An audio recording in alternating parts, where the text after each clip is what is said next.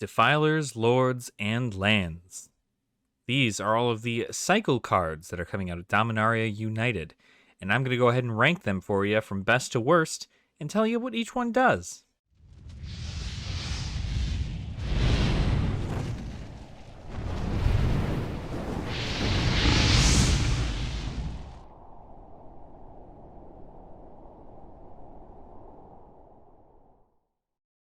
Welcome on in, Dragonfolk. I hope you're all having a fantastic day today. I know, we're going in and out and trying to get the content going for you, but still on vacation brain, so trying to wind that down a little bit and get back full force into all this. Obviously, because Dominaria United is practically out at this point. Tomorrow, since the day of recording today is actually going to be the 25th, so tomorrow, the 26th, is the last day for the Dominaria United spoilers. But we are going to talk about the final cycle of stuff going through in Dominaria United, because today the final Defiler cycle card was revealed. It completes our entire set of Defiler cards. The Lord cards have all been revealed. And then we're also going to go over the lands as well. These are all the cycle cards. So, of course, these are the more specific to color combination cards, or even to just their specific color in general. These are things to look out for. So, we are going to go over the Defilers first, and we'll go over everything that has to do with them, just so you know, and to make this very much so easy for everybody. The Defilers in this cycle, what they do. I will show you the very first one. We're going to do them in Wooburg order, which is white, blue, black, red, green, and I'll kind of show you what the general idea is. Just about all of these kind of have the same general effect, or at least one of their effects tends to be the same. And then, of course, throughout the rest of it, they all have different abilities based on their card. So the first one we're going to look at is Defiler of Faith. This is the white Defiler card. It is a creature Phyrexian human. It's 5/5, costs 2 white and 3 generic. So it's a 5/5 for 5, essentially, with vigilance.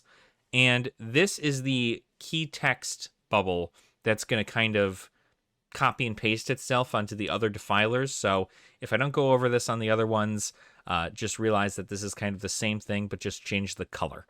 But the ability reads, as an additional cost to cast white permanent spells, you may pay 2 life. Those spells cost white less to cast if you paid life this way. This effect reduces only the amount of white mana you pay. So, for those of you who do not understand that, essentially what this means is as long as this card is on the field, your white mana that you need to spend for your cards, for permanents specifically, so no, nothing for,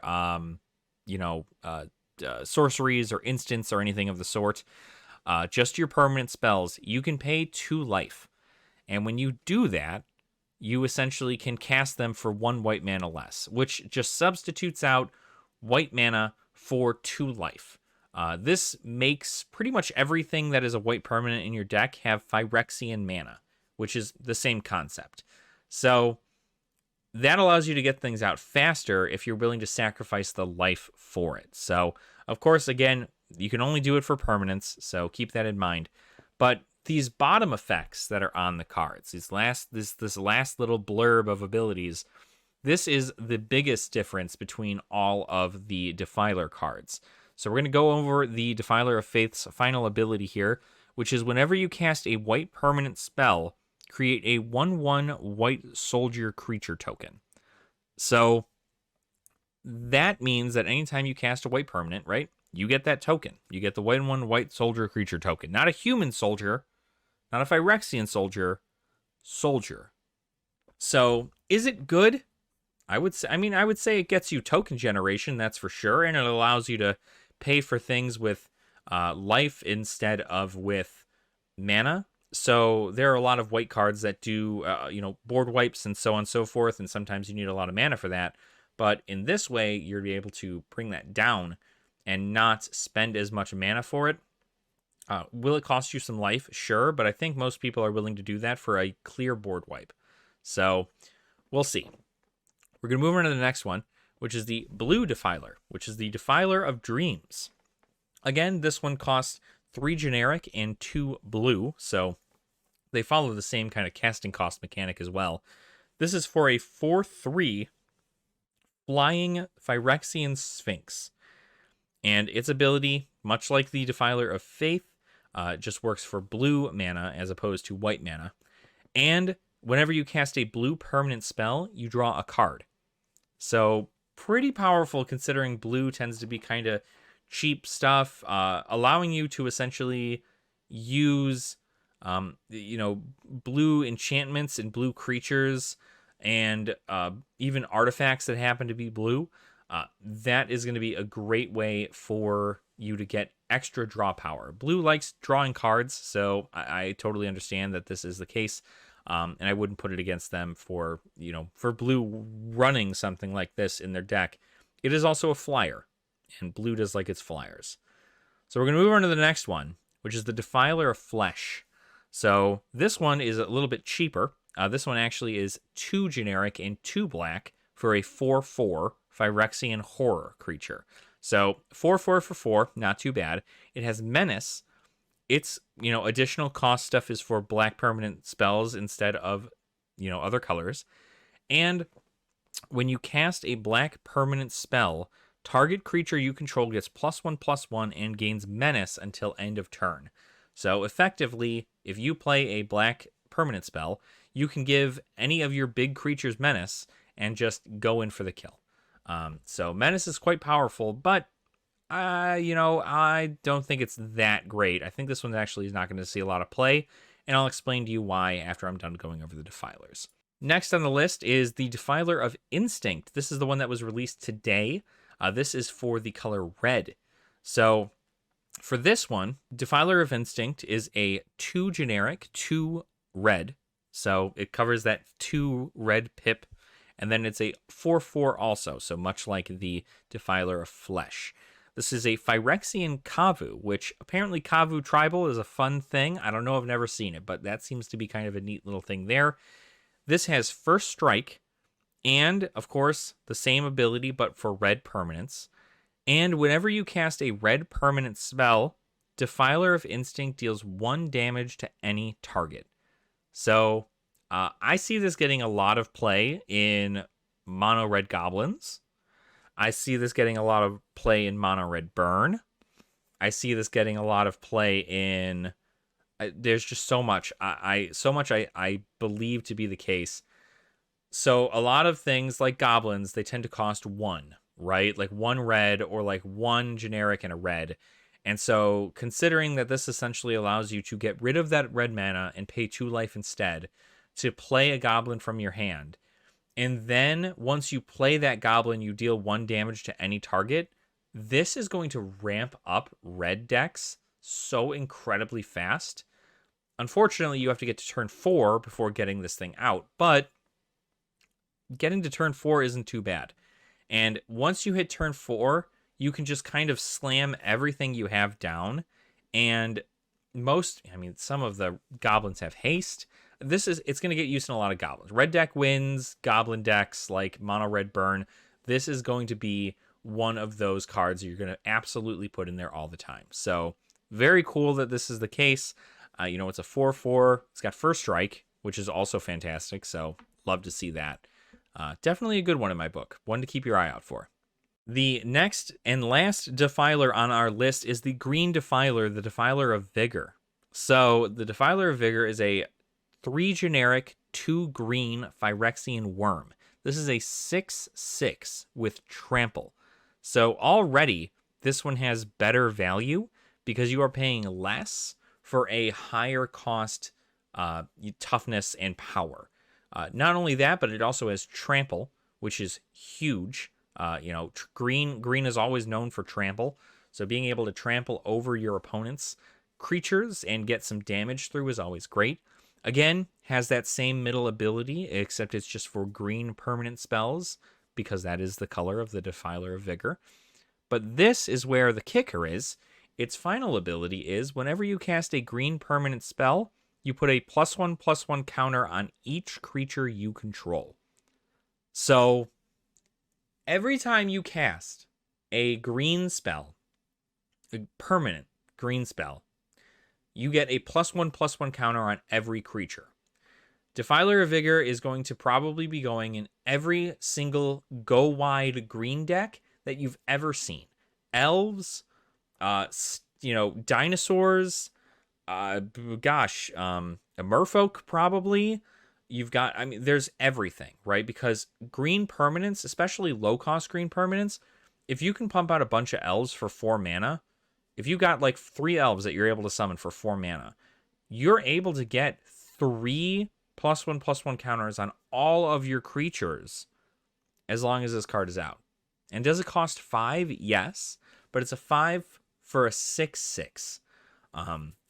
We're just going to get into the ratings as of this right now. If I were to rate these from best to worst as far as the Defilers go, the cards to pick up from this set if you want to have a great standpoint, I guarantee you it's gonna be so worth it to you. Even if you don't play these colors, you're gonna want to pick these cards up just in case you happen to dive into them. So at spot number 1, we have Defiler of Vigor, the green Defiler. Absolutely bonkers, by far the best Defiler card, and there is no downside to this. Trample, it's got, you're able to make your green spells cost life, which sometimes in green, especially if you mix green with white, like Selesnya, you're able to get life gain. So at this point, you're just winning, right? Then you get the ability to give all of your creatures +1/+1 counters permanently for every time you cast a green permanent spell. That is so much value in the matter of one card that without a doubt is the better green Defiler. It's the best Defiler that this place has. The next on the list is going to be the Defiler of Instincts, the red Defiler. For obvious reasons, mono red aggro, or just like red aggro in general, has been such a powerhouse that I genuinely think that with the ability to have this card out, you pay a bunch of life to just deal 1 damage to things consistently. You're going to have things like kill spells and damage spells and so on and so forth, so it's going to be very important that that's the case. But Defiler of Instinct is definitely the second on my list as far as my favorite. The third on my list is going to be Defiler of Dreams. That's the third favorite. Drawing a card is always fantastic in blue. Is it unfortunate that it's permanence? Yes, because guess what, right? There aren't, if you're playing true like Spellslinger blue, you don't really have a lot of permanents to play. Sometimes you do, depending on like certain cards that are like, if you instants and sorceries you cast cost 1 less and yada yada, you might have some permanents. But for the most part, a lot of it seems to be kind of spell slinging. So playing those permanents and choosing which ones are what, I'm sure there's going to be a lot of it available. Blue's definitely going to want to run this, and it's got a lot of power to it. Defiler of Dreams, very good. Unfortunately, a high mana cost for a 4/3 kind of sucks, but it is a flyer. We'll see how it works out in the standard. Next on the list would be the Defiler of Faith, for obvious reasons. Yeah, it has Vigilance. Yeah, it's a 5/5. But for it to have something come out and be a soldier, and not like a human soldier, or a Phyrexian soldier, or a Kavu soldier, this is only specific to soldier tribal. And soldier tribal, you have to kind of figure things out. This isn't going to work well with things from Kamigawa, Neon Dynasty, because they care about samurais and warriors. It is going to care about things like from, I believe, Throne of Eldraine has some soldiers in it. There's going to be a lot of soldier support in Dominaria United, but I don't think it's going to be enough to make a huge difference. But of course, we're going to see what's going to happen down the line as far as we see more soldiers being added in. And I'm sure there's a soldier tribal somewhere out there in the world. Finally, on the list of Defilers, of course, only leaves the Defiler of Flesh. I believe the Defiler of Flesh is the worst one, and I believe that only because its ability is only available to you until the end of turn. Giving something +1 and gains Menace until end of turn sounds fantastic, but I think it's only going to be amazing in a sense where you're using like big stuff, right? Golgari would be great You would need to have an addition to this, right? Golgari would be fantastic. If you ran Defiler of Vigor and Defiler of Flesh in a Golgari deck, I think that you'd be able to make this work so well in your favor that you can give big creatures menace as well as giving them +1/+1 counters. I think it's going to have use, but I don't believe Mono Black is going to run Defiler of Flesh. I believe Rakdos is going to run Defiler of Flesh. I believe Golgari is going to run Defiler of Flesh.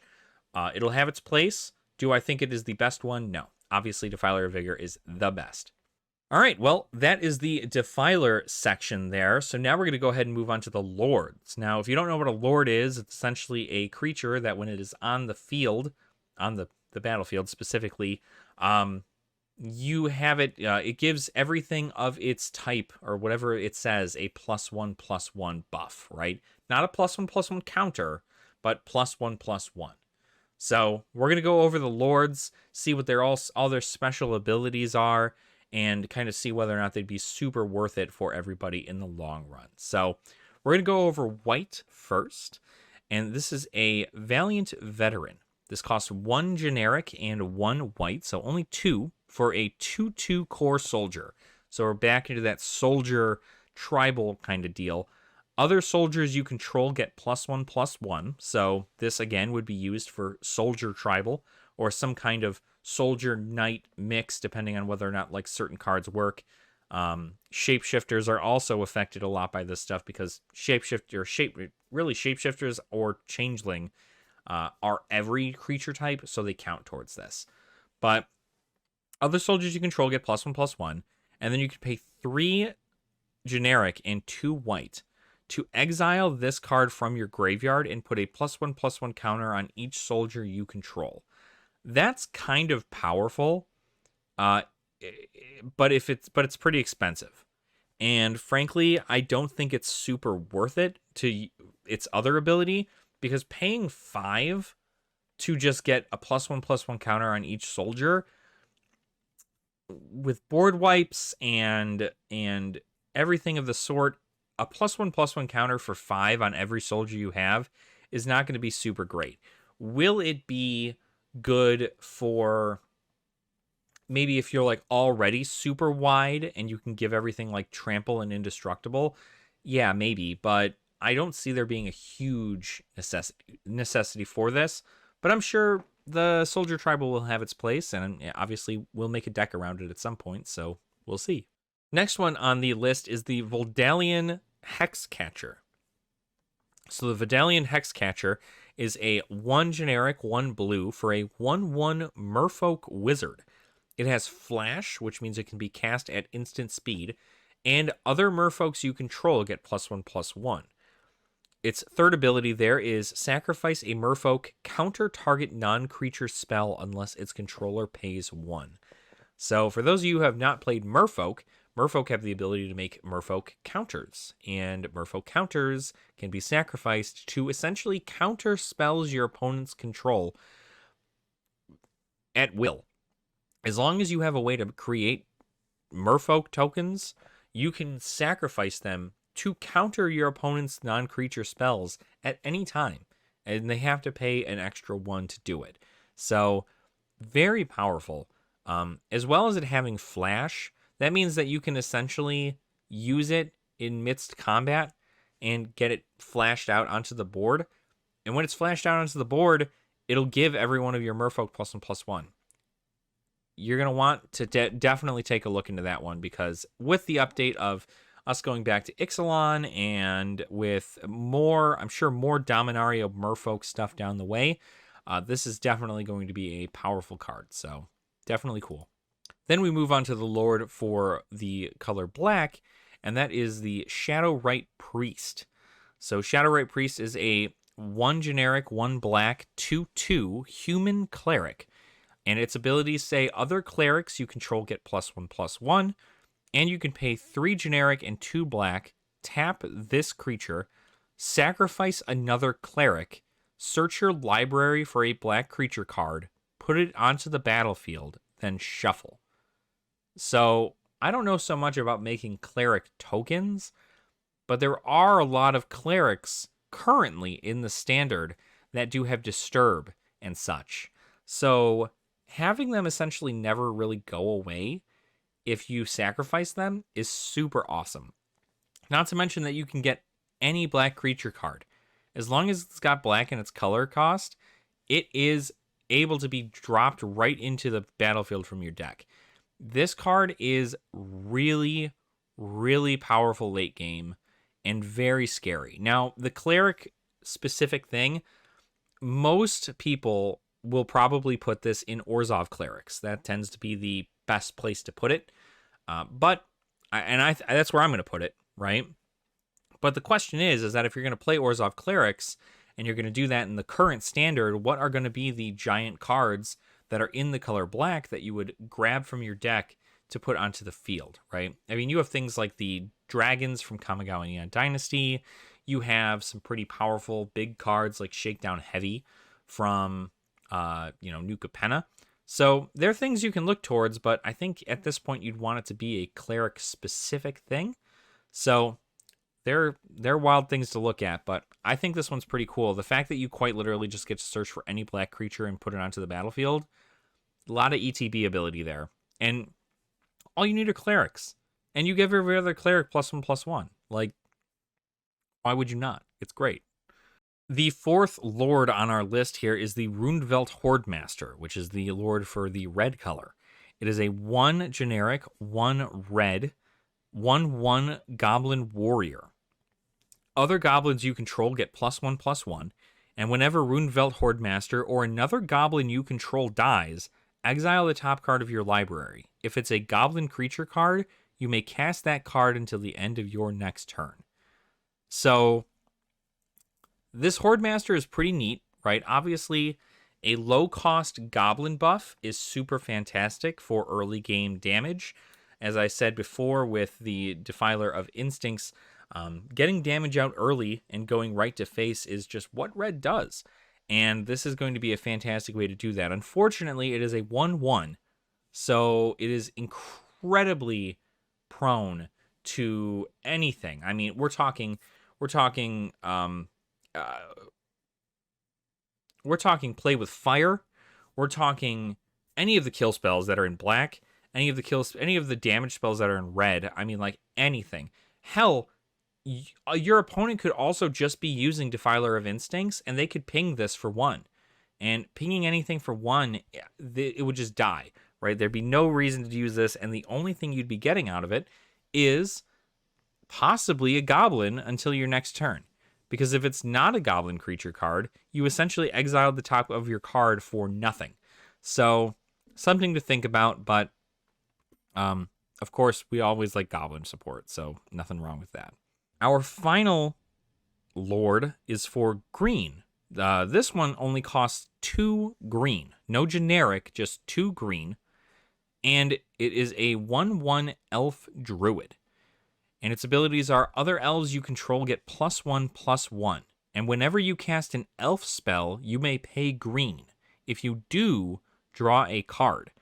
Now, this is also very, very powerful. I don't know how much elf support is going to be going into the standard, but what I do know is that Leafcrown Visionary is going to go in every single elf deck, much like Allosaurus Shepherd.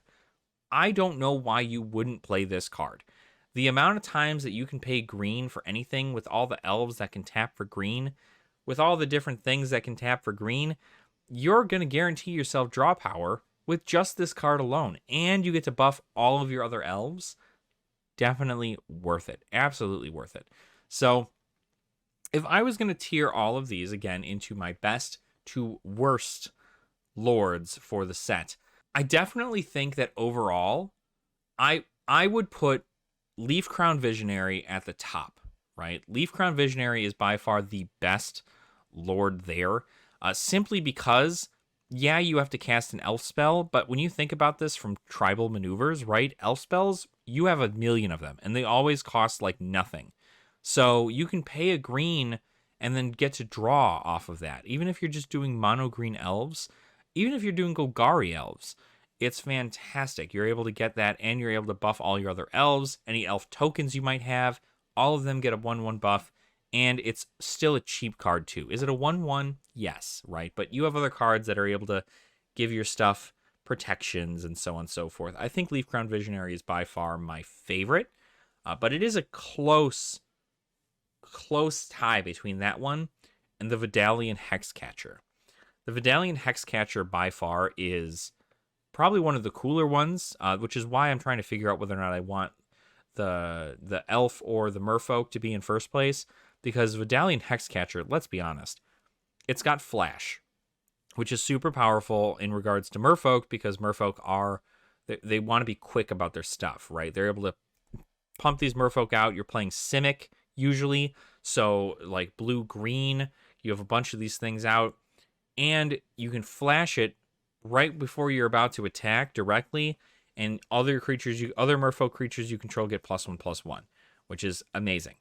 Then, not to mention the fact that you can sacrifice a merfolk and you can counter target non-creature spell, which is amazing. A permanent on the board that allows you to counter non-creature spells at will, as long as you have a merfolk to sacrifice. And with there being tons of cards that make merfolk tokens, or matter of fact, you usually go wide with merfolk and have a bunch of low-cost merfolk.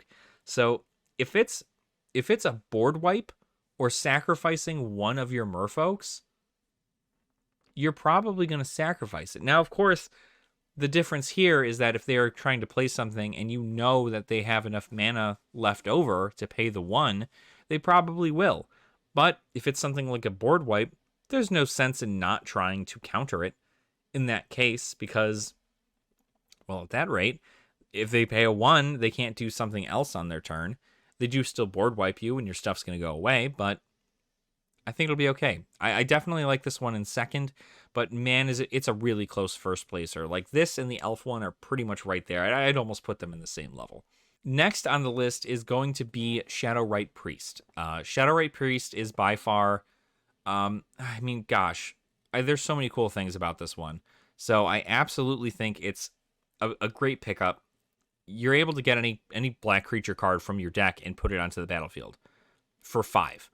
For 5 and a sacrifice. It's got an expensive cost, but if you're able to get a bunch of clerics onto the board, which there's a ton of low-cost clerics in Standard right now, let alone all over the realm of Magic the Gathering. If you're able to get a low-cost cleric out, and then you're able to pay that 5 and just pop it, right, you're going to be good. You're going to be fine. You're going to be able to get a whole bunch of creatures out from your deck, and it's got the Shadowrite Priest has more toughness and power. So it's already better on the board, but it's still only 2. It still dies to shock, still dies to play with fire, still dies to all these things. So something to keep in mind, but clerics are great. It's going to be great in Orzhov clerics. There'd be no reason why you wouldn't want to play this, because you can also play demons along with clerics, and I think something like this will probably go well in like a Kaalia deck. I think that would be pretty cool. But Shadowrite Priest on my number 3. Next on the list, I actually think is going to be the Goblin one. The Roonevelt Horde Master is probably going to be the next one on my list, only because it does work so incredibly well with its archetype of goblins, right? Goblins are small, low-cost creatures that you pump out from your hand and you have just attack face and not worry about, trying to block, trying to play defensively or anything. Goblins just go, go, go. And Roonevelt Hordemaster for 2 is able to get a +1/+1 counter on each one. I think that is very much so a powerful move. Not to mention that if something dies, right, where sometimes you might have to sacrifice a goblin, or your goblin might just die with you going to the face. At this point, you're able to then exile the top card of your deck and see whether or not it's a goblin. And then you can keep that exiled, so if somebody's trying to mill you or something, you can make sure to play it during your next turn. Now, the unfortunate part about this, which still gives it a little bit of a drawback in putting it at its number 4 spot, is the fact that you have to exile the top card of your library if a goblin dies. So that is a necessity. It is a cost. It is a tax to do that. It's not a may. You may look at the top. You may exile the top card of your deck. You have to. So that is very much so a drawback in that regard, because you may be dropping an enchantment that you want to keep out, or uh, a land that you need, or maybe some kind of sorcery or instant, right? You might have just exiled a lightning bolt for no reason. This is going to be something that's going to keep that, kind of not in the same realm. But if you mostly just play goblins and it's mostly a creature-based deck, your odds of pulling a card that is actually going to work out well for you is going to be great. But regardless, it's a 1/1 goblin that buffs other goblins for +1/+1. It'll probably die real quick. And if it doesn't, try getting multiples of them out and then see how quickly people want to start killing them. That's just how I view it. And then finally on our list, we have the Valiant Veteran, the white Lord. I think this one is not super great considering it's specifically soldiers.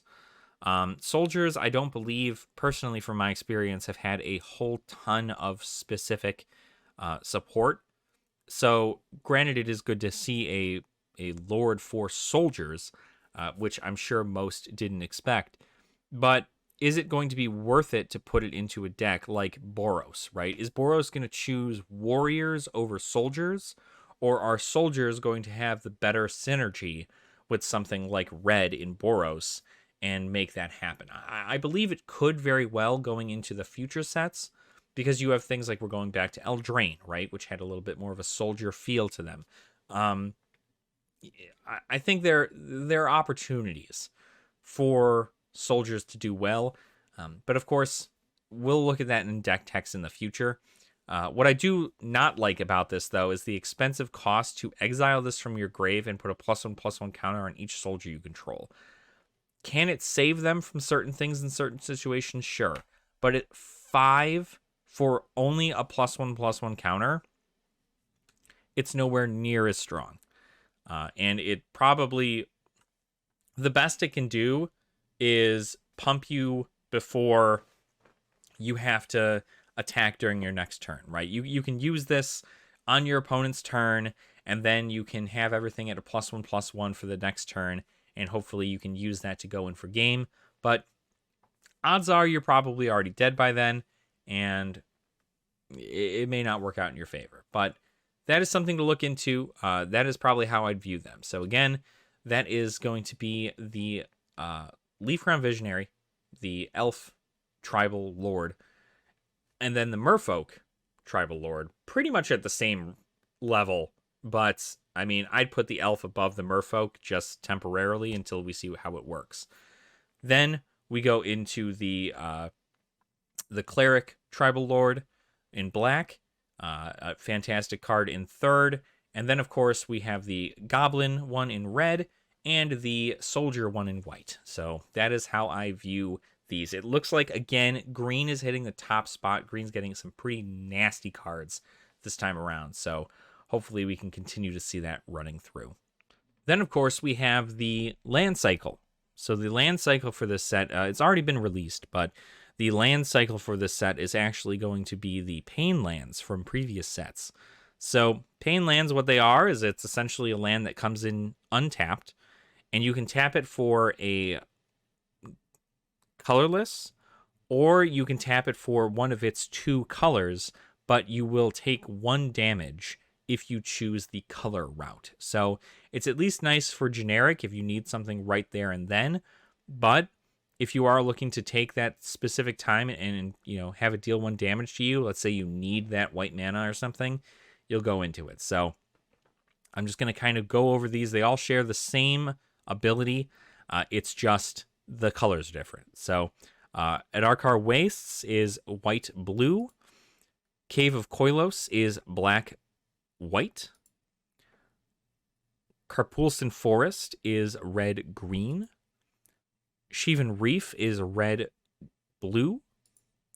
Sulphurous Springs is black-red. Yavimaya Coast is green-blue. So those are the 6 Payne Lands that are put into this this cycle.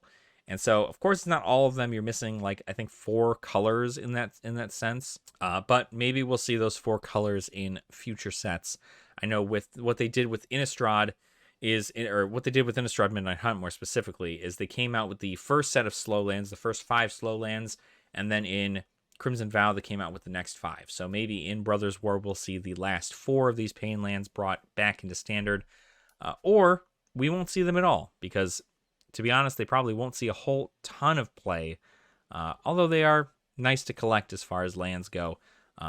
Still kind of slow, but not super slow. They're dual lands that you can use right off the bat. It just has you deal 1 damage to yourself. So I think it's a win, honestly. I think the only downside is that they don't have basic land types. So unfortunately, you are not going to be able to fetch these or anything of the sort. You pretty much just have to, deal with what you get. So that is the entirety of the cycle cards that are coming in Dominaria United. All these cards are going to pretty much have that same feel. They're specific to Dominaria United, but they do cover just about every color. And I mean, like I said, green and blue specific have, honestly, green, blue, black have nailed it, right? Nailed it. Green, blue, black has done really well. I only say black has done real well because you have things like Shieldred and Liliana of the Veil, and I'm